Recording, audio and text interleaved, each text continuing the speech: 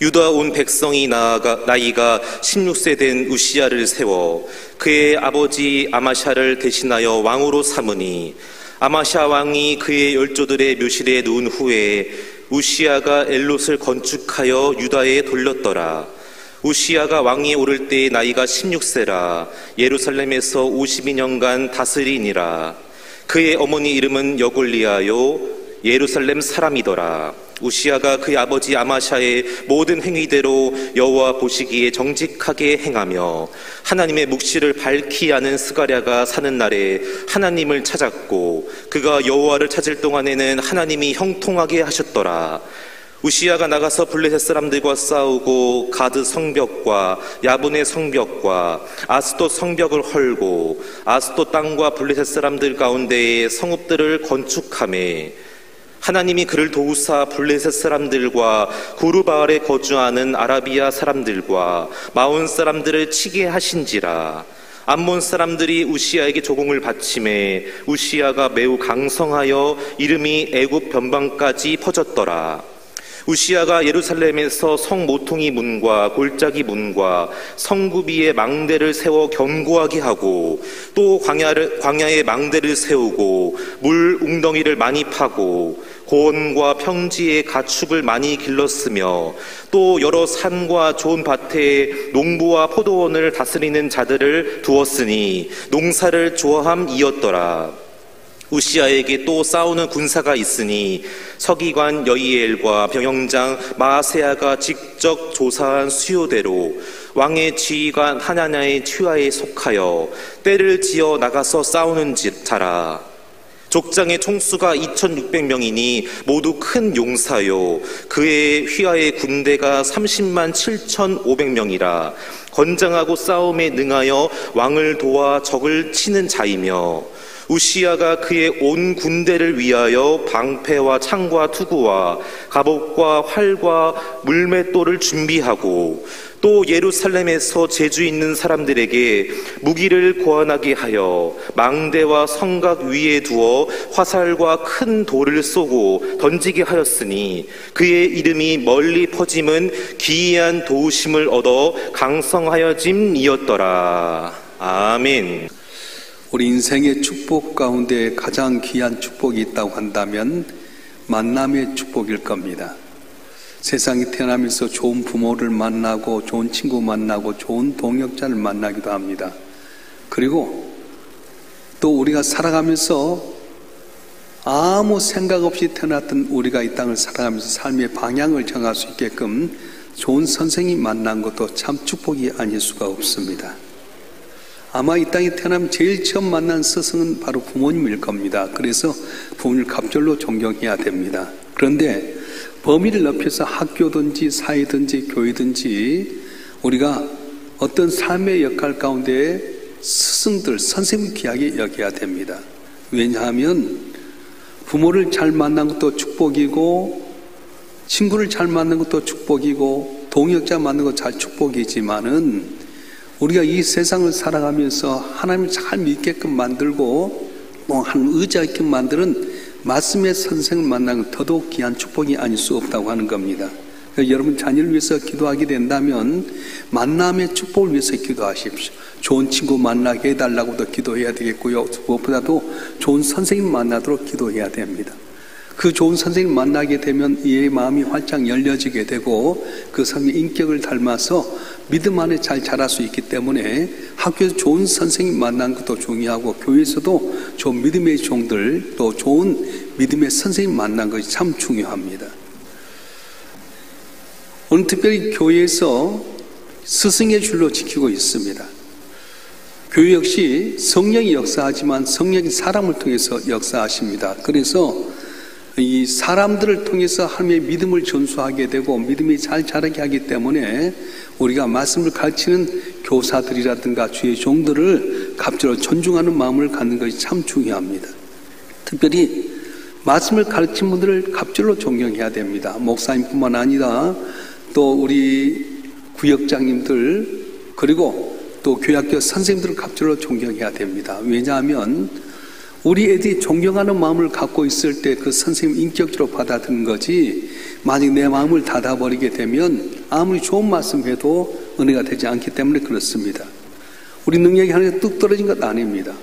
말씀을 가르친 자를 통해서 하나님 누구시고 예수님이 어떤 분이시고 내 삶 가운데 고난이 있을 때 어떻게 해야 하는 것이 하나님께 복을 받는 것을 알려준 것이기 때문에 교회에서는 말씀 가르치는 주의 종이라든가 주의 교사라든가 구역을 이끌어는 셀 리더들에게도 갑절로 존경하는 마음을 갖고 있어야 됩니다. 이스라엘 역사를 보면 참 재미있는 것을 보게 되는데요. 430년 종되었던 곳에서 하나님의 기적으로 출애굽하게 됩니다. 그래서 홍해를 마른 땅까지 건너게 되고 광야 40년 동안에 때를 따라 도움을 내주셔서 약속의 땅 가나안 땅을 들어가게 됩니다. 하나님도 원했던 것이고 이스라엘 백성도 원했던 사건입니다. 그래서 가나안 땅에 들어가서 자기 씨를 뿌려가지고 곡식을 거두게 되고 풍요롭게 되었는데 그러면 더 하나님이 경외하고 하나님 앞에 영광을 할 텐데 풍요로우면 풍요로울수록 더욱더 하나님께서 마음이 떠나가게 되고 결국은 말씀의 교육을 소홀히 하고 말았어요. 그래서 하나님께 어떻게 우리를 도우시고 보호주는지를 교육하지 못하다 보니까 이 애들이 다음 세대들이 하나님을 등지고 외면하면서 고난이 오게 되고 말았습니다. 사사기 2장 14절과 15절에 보면 그 결과를 이렇게 이야기하는데 한번 읽어볼까요? 사사기 2장 14절 15절 말씀 시작. 여호와께서 이스라엘에게 진노하사 노력한 자의 손에 넘겨주사 그들이 노력당하게 하시며 또 주에 있는 모든 대적의 손에 팔아 넘기심에 그들이 다시는 대적을 당하지 못하였으며 그들이 어디로 가든지 여호와의 손이 그들에게 재앙을 내리시니 그건 여호와께서 말씀하신 것과 같고 여호와께서 그들의 맹세한과 같아서 그들의 괴로움이 심하였더라. 아멘. 하나님이 은혜 주셔서 출애굽하게 되었고요. 남자를 낳으면 다 죽이라고 했는데 그런 가운데서도 하나님의 10가지 재앙을 통해 이스라엘 백성 출애굽해 주셨어요. 죽음의 그림자가 다 다니면서 애굽의 모든 장자는 죽었는데 이스라엘 백성들만큼은 양을 잡아서 문석이 일번 발랐더니 낫게 되었습니다. 광야 40년 동안에 놀라운 은혜를 주셨던 기적을 주셨던 그 하나님에 대해서 말씀을 잘 전해야 될 텐데 풍요로우면서 그는 하나님 등지고 이방 신상을 섬기다가 마침내 죄악에 빠진 그들을 하나님의 징계하게 됐습니다. 그래서 주변 나라들이 강성해서 이스라엘 백성을 어렵게 만들어졌어요.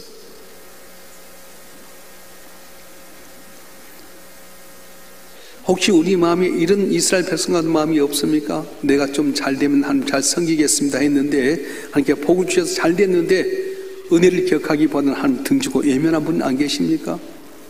이 건강만 얻으면 내가 주 앞에 충성하겠습니다 했는데 건강 주셨는데 오히려 세상에 나가서 하나님 등지고 사는 분 없습니까? 하나님의 은혜를 잊지 말고 기억해야 될 때 하나님의 은혜를 잊어버리고 세상을 나가면 이스라엘 백성들이 언제나 하나님의 축복 가운데 있어야 될 텐데 가는 곳마다 재앙이 있었다는 것처럼 재앙이 오게 되고 말았다는 것입니다. 유다 역사를 보게 되면 왕과 왕의 선생에 대한 이야기가 많이 나옵니다. 왕이 좋은 선생을 만나서 그 말씀을 따라 섬기게 되면 하나님께서 그날을 윤택하고 강성하게 하고 열국들이 다 절을 하게 만들었지만은 그 왕을 갖춘 선지자나 제사장이 축복을 한 다음에 좋은 스승을 만나지 못하면 한번 등지게 되면 옆에 있는 나라들 강성해서 더 어렵게 만들고 그 왕도 비참하게 죽고 말았어요. 실례를 들으면 역대 24장에 보면 천신만고 끝에 7살의 왕이 된 요아스라고 하는 왕이 있습니다. 자기 아버지가 어린 나이 죽고 나니까 할머니 아달랴라고 하는 분이 자기 아들들 싹 죽이고 손자까지 다 죽이면 자기 왕이 되려고 했어요. 이 아달랴가 누구냐면 우상을 섬겼던 발과 아스라를 섬겼던 아합의 딸이었습니다. 다 아들들도 죽고 손자들도 죽였는데 이 요아스의 고모 아달랴의 딸이 바로 요아스 핏덩이를 침대 밑에 숨겨놨다가 성전에 가서 보호했어요. 어떻게 성전을 보호하게 됐냐면 이 아달랴로 하는 발과 아스라를 섬기기 때문에 성전에 못 들어가게 만들었어요. 성전에 가서 에비안 다 죽이게 되니까 감히 성전을 아무도 못 들어오고 되지 않겠습니까? 그런 가운데서 성전에서 이 요아스를 잘 키우다가 7살 되던 때에 결국은 요아스를 왕으로 세우고 아달랴를 축출하게 됩니다. 그래서 요아스에게 여호야다라고 하는 제사장이 산 날 동안에 말씀 안에 거하게 되고 하나님이 경외하게 되고 우상을 철폐하면서 하나님께서 나를 평강하게 만들어 주셨습니다. 나를 부강하게 만드셨습니다. 열국 가운데 으뜸되게 만들었습니다. 그런데 여호야다라고 제사장도 나이가 들어서 130세 때 죽고 말았어요. 그러면 다른 좋은 믿음의 스승을 세우든지 해야 될 텐데 그때 유다의 방백들이 와서 요아스를 빼이게 됩니다. 우상을 섬겨야 됩니다. 우상을 잘 섬기면 복을 받습니다. 이들이 간신들이었어요. 여호야다에 산 날 동안에 하나님을 잘 섬겼더니 나라가 강성하고 풍요롭게 만들었는데 그 은혜를 저버리고 우상을 섬기하다가 결국 나라가 쪼들어지기 시작합니다. 다른 나라 전쟁하다가 그가 패해서 돌아와서 침상했는데 자기의 신하들에서 죽임을 당하고 말았습니다.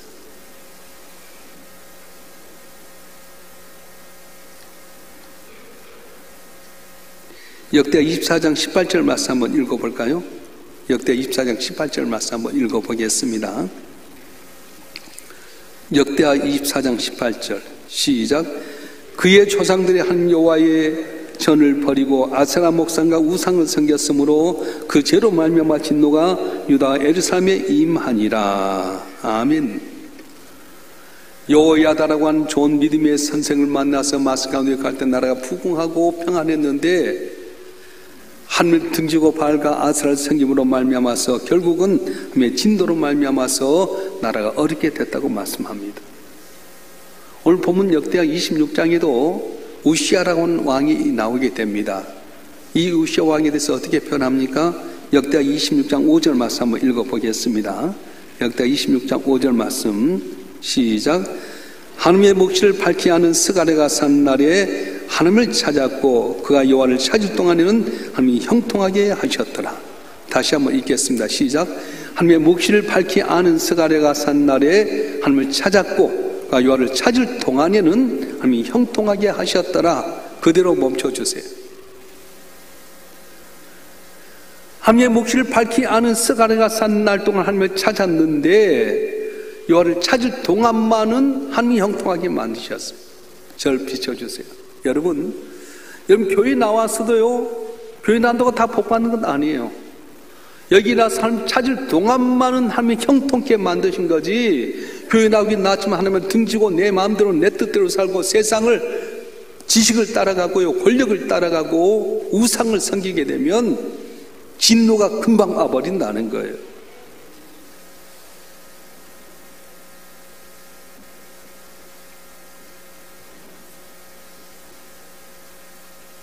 스가랴가 산 날 동안은 하나님을 찾았고 하나님께서 형통하게 만들었습니다. 그런데 스가랴 죽고 난 다음에 어떻게 합니까? 그도 교만해졌습니다. 내 강성함 때문에 마음이 떠나버렸습니다. 그래서 제사장은 제사장 역할을 하고 왕은 왕의 역할을 해야 할 텐데 자기가 성전에 들어가서 분향하려다가 나병으로 이마에 병이 문득병이 오고 말았습니다. 읽어보겠습니다. 역대하 26장 16절 말씀 한번 읽겠습니다. 시작.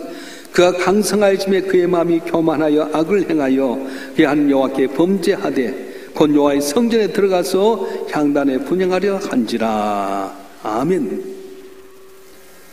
스가랴가 사는 동안에는 말씀을 따라 순종하고 하는 경외했더니 나라가 막 부흥했습니다. 군대 수가 30만 명이 되게 되고요. 그 주변의 나라들이 변방에까지 다 애굽의 변방까지 나라 이름이 확대되고요. 조공을 바치게 됐는데 그가 강성해진 것 때문에 스가랴가 죽고 난 다음 교만해서 성전에 가서 지가 제사장처럼 향단에 불을 붙이다가 이마에 나병이 들어서 결국은 부끄러움 가운데 거하게 되었습니다. 16살의 왕이 되어서 스가랴의 말을 따라서 움직일 때 52년 동안 왕을 통치하는 동안에 평안했습니다. 부흥했습니다. 그런데 우상을 섬기고 또 마음이 교만해져서 자기가 스스로 성전에 올라가서 향을 붙이려다가 나병이 걸려서 나중에 죽었을 때는 열왕들의 묘지에 묻히지 못하는 아주 비참한 상태로 전락하고 말았습니다. 여러분, 우리가 훌륭한 스승을 위해서 기도하는 것은 우리 자신이 훌륭하기 위한 거예요. 여러분, 목사님을 위해서 기도할 때요, 그냥 목사님 가정만 위해서 기도하지 마세요. 왜 목사님을 위해서 기도하냐면 목사님이 영육간의 강건함 얻고 평안해서 우리의 좋은 꼴을 먹일 수 있게끔 목사님으로 하여금 목양 일념할 수 있게 가정을 평안케 하시고 건강을 주시고 은혜를 더해주십시오. 그렇게 이야기하는 거예요. 꼭 기억할 것은 목양 일념할 수 있도록 건강도 주시고 가정도 평안케 하시고 자녀도 잘되게 하셔서 좋은 꼴을 먹일 수 있게끔 목사님을 도와주십시오. 이렇게 해야지 그냥 목사님 가정을 평안케 하시고 사모님도 자녀로 복 주시고 이건 옳지 않아요. 우리에게 좋은 꼴을 먹일 수 있게끔 목사님 목양 일념할 수 있게끔 목사님 가정을 평안케 하시고 건강을 주시고 자녀도 잘되게 하셔서 우리가 좋은 꼴 먹어서 영적으로 승리하게 해주시옵소서. 그렇게 기도하라는 거예요. 할렐루야. 히브리서 13장 17절 말씀 한번 볼까요? 히브리서 13장 17절 말씀 시작. 너희를 인도하는 자들에게 순종하고 복종하라. 그들은 너희 영혼을 위하여 경성하기를 자기들이 청사하는 자인 것 같이 하느니라. 그들로 하여금 즐거움으로 이것을 하게 하고 근심으로 하게 하지 말라. 그렇지 않으면 너에게 유익이 없느니라. 아멘. 다시 한번 읽겠습니다. 시작. 너희를 인도하는 자들에게 순종하고 복종하라. 그들은 너희 영혼을 위하여 경성하기를 자기들이 청성한 자인 것처럼 하느니라. 그들로 하여금 즐거움으로 이것을 하게 하고 근심으로 하게 하지 말라. 그렇지 않으면 너에게 유익이 없느니라. 아멘. 그렇습니다. 말씀 전하는 자들에게 여러분들이 순종하고 복종하라는 거예요. 너희 영혼을 위해서 경성하기를 자기를 청산한 자 같이 한다. 즐거움의 일을 하게 해야지 근심을 하게 하지 말라 말씀하는 거예요. 할렐루야. 우리에게 말씀을 가르치는 스승이 얼마나 중요한지 모릅니다.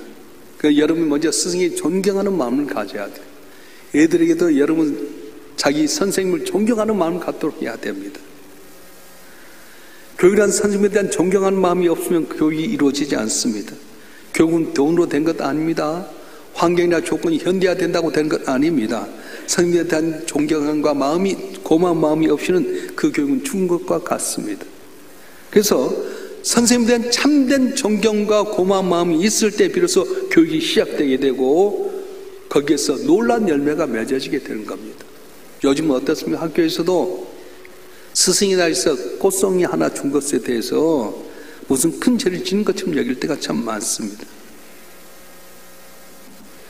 세계에서 제일 가는 유대 민족, 그들은 노벨상 받을 때 제일 많이 받은 민족이고요. 세계 100대 재벌 따지면 유대인들이 거의 제일 많습니다. 위에 교수들, 변호사들, 또한 거기 학자들, 언론사, 예술가, 과학자 각 분야에 뛰어난 사람 다 유대인들입니다. 그런데 소수민족인 유대인이 이렇게 두각을 나타내는 이유가 무엇입니까? 그것은 바로 교육 때문이라는 거예요. 이스라엘 교육은 선생님을 말로 다 수 없이 존경하는 마음을 갖게 만듭니다. 나라의 모든 교육 시스템이 선생님을 존중하게 만들었어요. 그래서 유대인들의 가장 존경받는 사람은 정치인도 아니고 재벌가도 아닙니다. 군인도 아니고요. 사업가도 아닙니다. 랍비들이라고 하는 겁니다. 그래서 랍비 이 선생님들이 얼마나 권위가 있냐면 그들의 가르침을 모아놓은 게 탈무드라고 하는데 이 탈무드가 성경만큼 권위가 있어요. 아이들이 선생님을 존경하게 만들었습니다. 선생님은 어떻게 합니까? 다른 것도 없어요. 선생님이 완전합니까? 다 흠과 티가 많잖아요. 의인은 하나 다 없다고 말씀. 랍비라 해서 완전할 것 같아요?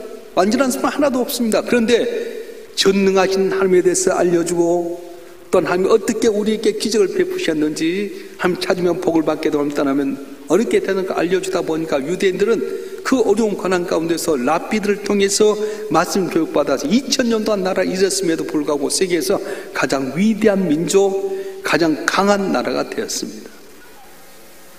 그런데 우리는 어떻습니까? 우리의 현실은 선생님 모두 죄인으로 만들고 부도로 사람 만들고 돈만 아는 사람들로 깔아뭉개고 있지 않습니까? 그러다 보니까 교육이 제대로 되지 않습니다. 교회도 마찬가지예요. 제가 개척해서 우리 교회는 저에 대해서 함부로 하지 않고 다 존중하는 면이 있지만은 다른 교회에서 목사님을 우습게 여기고요 마음대로 가르치려 하는 교회는 안 되게 되어 있습니다. 그럼 보세요. 사람 완전하지 못합니다. 그런데 사람 누군지 좀 드러내고 싶어 하는 것들이 있어요. 그걸 인정해달라는 겁니다. 저 사람 누구지? 왜 저러지? 그러면 그때부터 그 사람의 약점만 보기 시작하잖아요. 사람의 약점만 보면 실망하지 않는 사람이 하나도 없습니다. 자, 오늘 여자 성도들이 많이 나왔는데 다 얼굴 화장하고 멋있게 하고 왔어요. 근데 여러분 가운데서 저 화장 벗기고 쌩얼이면 어떻게 할까? 그렇게 생각한 분 계셔요? 그건 매너가 아니에요. 화장하고 예쁘게 나오면 예쁜 것을 좀 칭찬해 주세요. 아이고, 어떻게 이렇게 얼굴이 귀티가 나냐고. 목걸이 하고 나왔으면 목걸이가 참 좋다, 저 가짜 아니야? 그렇게 할 필요가 없어요. 뭔가 드러내고 싶잖아요. 반지를 끼워갖고 딱 이렇게 하면 반지 참 예쁘게 해야지. 또 폼질 나고 그러나 그러면 어렵게 된다는. 여러분 하원에 가서 꽃만 보고 와야지 은혜지, 꽃 옆에 있는 벌레만 바라보면 마음에 상처받습니다. 교회 나올 때도요, 좋은 거 보고 은혜 받으러 가야지 혹시라도 나쁜 거 한두 개 보고 마음 상처받으면 자기만 손해입니다. 우리 삶 가운데 마찬가지입니다. 어디 가서 대접을 받았어요. 그럼 맛있는 거 먹고 잘 먹었습니다 해야지, 괜히 장에 간장 찍어 먹고는 장이 짜니 안 짜니 그렇게 하면 안 된다는 거예요. 뭔지 좋은 거 보라는 거예요. 그렇지 않아요? 나는 우리 교인들 보면 너무너무 좋아요. 장로님도 너무 좋아요. 장로가 새벽에 안 나올 수도 있지. 권사가 뭐 저래? 아니요. 좋은 점이 얼마나 많은데.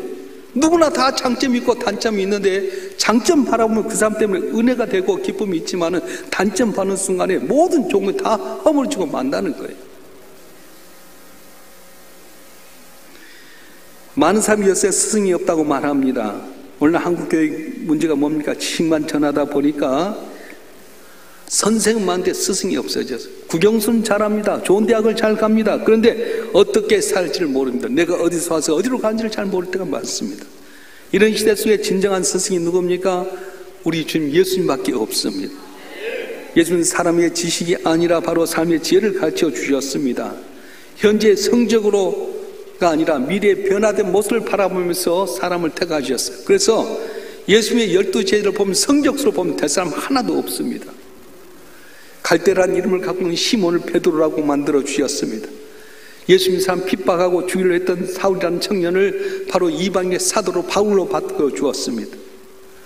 예수님 대학이 아니라 특권과 비전을 보여주셨습니다. 당신께 친히 가장 낮은 사람의 발을 닦아준 그런 종의 모습으로 제자들을 섬겨주셨습니다. 그리고 우리 죄악을 위해서 십자가에 못 박혀 죽으셨다가 삶의 살부로 말미암아 우리를 구속하셨고 소망이 되어주셨던 겁니다. 오늘 스승의 주를 맞이해서 먼저 우리 부모님이나 우리 모두가 좋은 스승이 되어야 됩니다.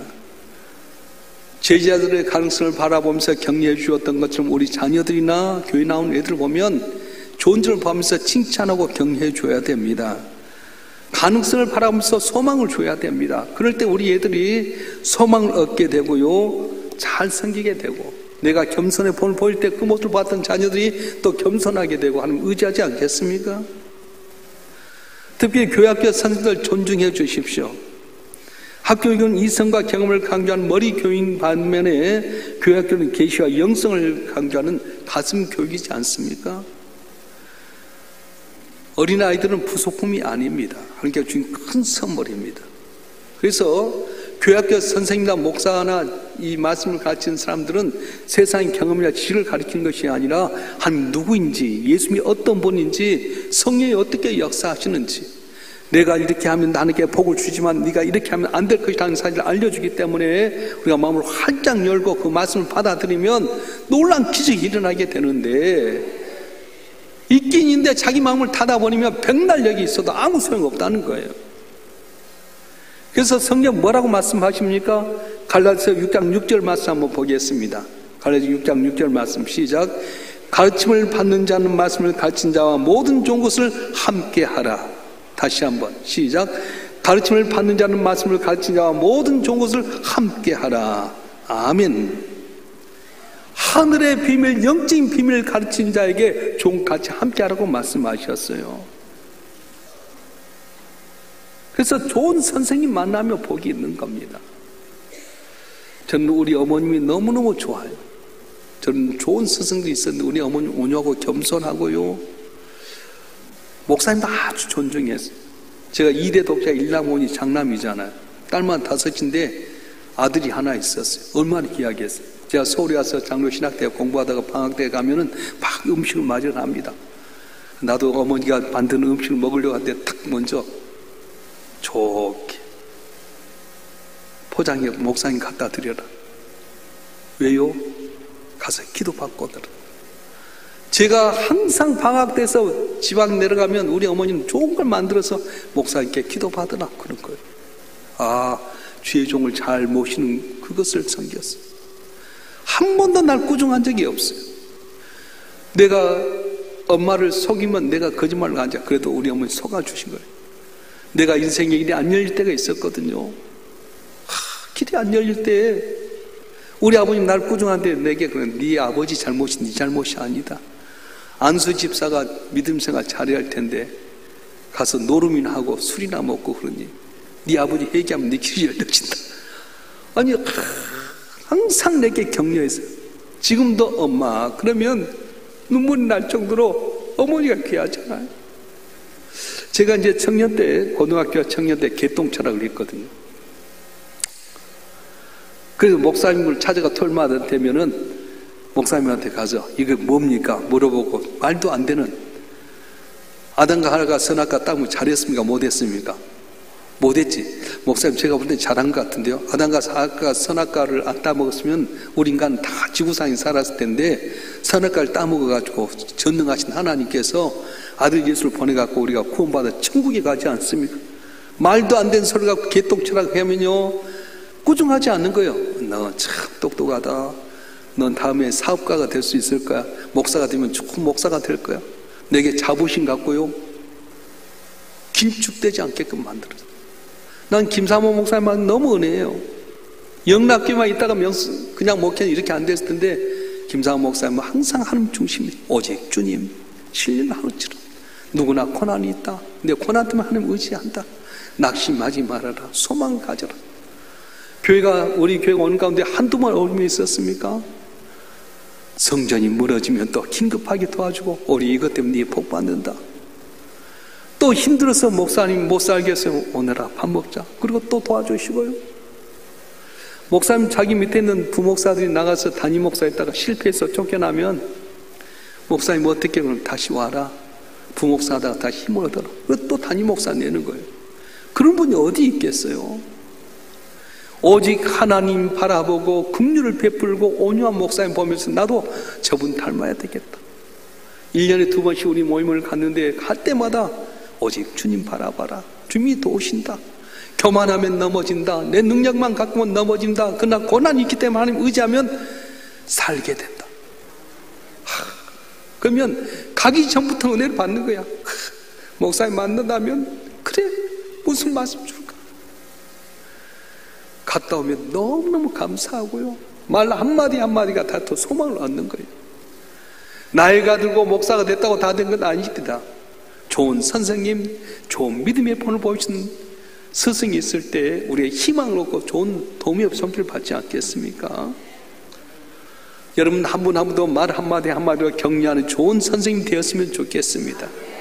우리 교회 벼처럼 칭찬하는 교회, 자랑하는 교회, 남은 나보다 더 귀중히 여기는 교회가 되어보세요.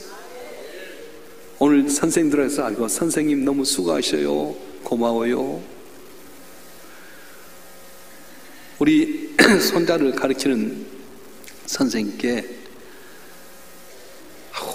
너무 고맙다. 우리 건호가 어떻게 기도를 잘하는지 선생님 덕분입니다 했더니 그 선생님 너무 좋았고 나한테 감사 문자가 왔더라. 오늘 말씀 가르치는 교사들을 격려해 주세요. 더 신나지 않겠어요? 우리 딸한테 네 아들 선생님이 뭐 할 거니? 꼭 선물해라. 그래서 좋잖아요. 말씀을 가르치는 구역장님에게 여러분 고맙게 생각하세요. 힘든데 오늘 위해서 기도하고 말씀 가지고 감사합니다. 할렐루야. 말씀을 가르치는 스승이 있다는 거 얼마나 감사해요. 하늘의 비밀을 알게 만들고요 주님이 누구이신지 아니면 어떤 분인지 내가 주님을 떠났을 때도 돌아오기만 하면 나를 맞아주신 그 주님, 또 내가 주의 말씀에 의지하면 평생 나와 동행하시고 승리하게 하시고 천국까지 주신 주님을 알려주신 그분들에 대해서 우리가 감사하는 마음을 가질 때에 형통하게 하였더라 하는 것처럼 우리 삶이 형통할 줄로 믿습니다. 오늘로 저와 여러분 한 분 한 분이 좋은 믿음의 선생들, 좋은 믿음의 선생이 되려면 어떻게 해야 돼? 내 마음이 먼저 활짝 열려야 돼. 존경하는 마음, 존중하는 마음 가질 때에 나도 그분을 통해서 은혜 받게 되고 피창하는 영광을 나타내는 복된 삶이 되어질 줄로 믿습니다. 기도하겠습니다.